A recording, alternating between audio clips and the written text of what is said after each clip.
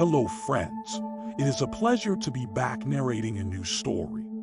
Today I will talk about an enigmatic, mystical, and fascinating character from Salvadoran folklore. The character is an important part of the Salvadoran culture, becoming an icon of the country's ancestral vestiges.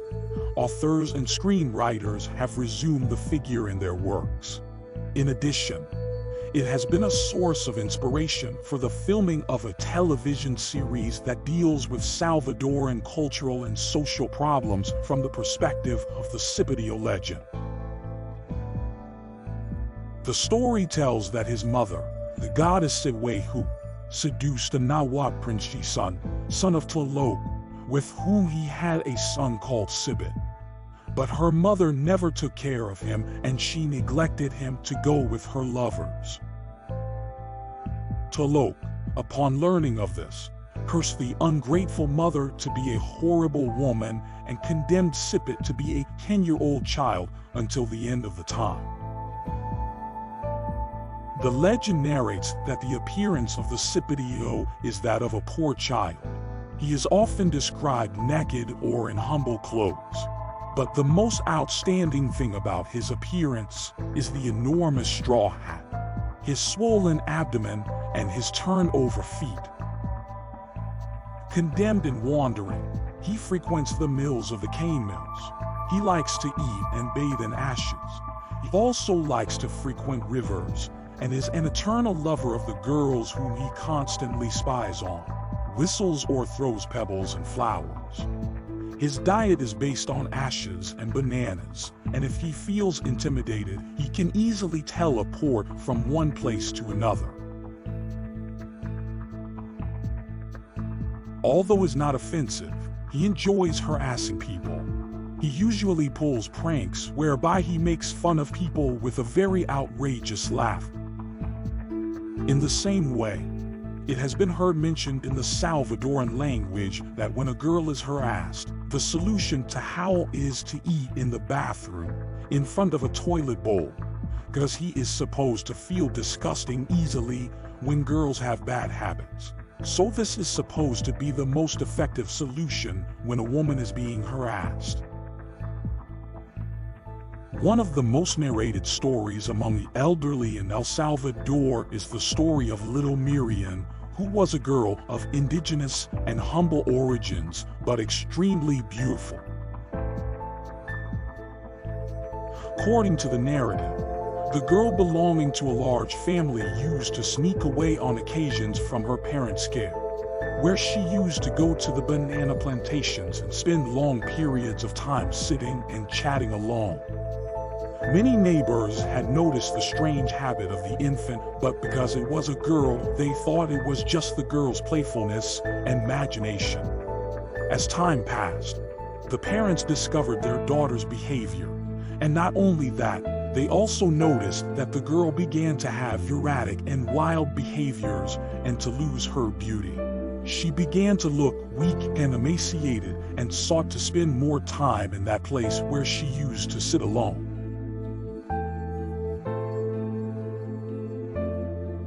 The concerned parents sought medical help. Doctors performed tests and analyses, but the results did not show any type of disease. The bewildered parents could not understand what was happening with their daughter. Once in her house, her mother was outside in the patio crying inconsolably, and the neighbor who looked at her came up to ask what was happening. The desperate mother told her neighbor, believing that perhaps she could help them. The neighbor, upon hearing everything, suggested that they go and visit a very old lady who lived on the outskirts of town. The parents took their daughter and headed to the humble home of that old woman, who upon arriving and seeing the girl in the state she was in came to help them. The parents told her everything that had happened with the girl, and the lady deduced that it was the Cipitio who wanted to take the girl, but the girl's strong love for her parents did not allow her to take her with him. That is why the Cipitio was making her sick, to so take your soul. On hearing this, the parents became desperate and asked the lady for ways to get rid of it. The lady told them that they had to stop bathing the girl for a week. The second thing was that they had to make the girl eat in front of the toilet. The parents did everything the lady recommended, and when the girl finished giving the last avocado, a child was heard crying. The parents went out to see, and the only thing they found was a strange smell of banana. After a week, the girl recovered her health and beauty and became a normal girl again. In the Mexican sector in the state of Chiapas, particularly on the coast and in Soconusco, the legend of the Zips, also written as Cheeps, refers to the fact that these beings are animals in the shape of children that are characterized by having their feet turned upside down, in such a way that the heel goes forward and the toes backwards. Although they have correct features, they are paunchy and thin-legged. In more remote towns and ranches, the Zip was blamed for the disappearance of small children who had not been baptized. People said that they were taken to the mountains to turn them into servants. In other stories, this supernatural being tends to frighten solitary travelers who venture out of the way at night.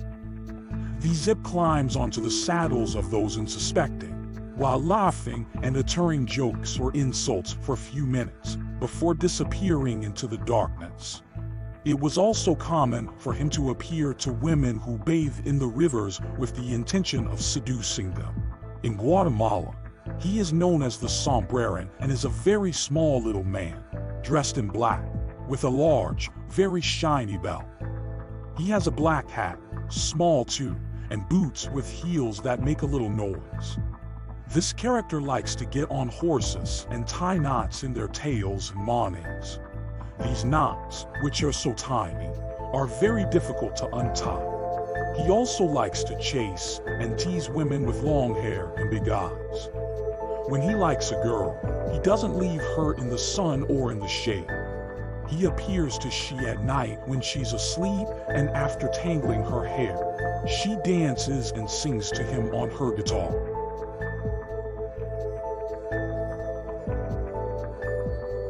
He is a playful and domestic spirit. His hat is so big that he has to drag it, walking through towns and fields at twilight. When he finds the woman he loves, he tethers his mules to the first post he finds, unslung his guitar from his shoulder, and begins to sing and dance. The Cipitio is a creature narrated throughout various cultures with different names, but the mysticism and intrigue that it arouses is always the same. For many it is part of a culture, but for others an evil specter. Thank you for reaching the end of this video. I hope you like it. And if you want help me, you can subscribe and click the like button so that YouTube recommends us.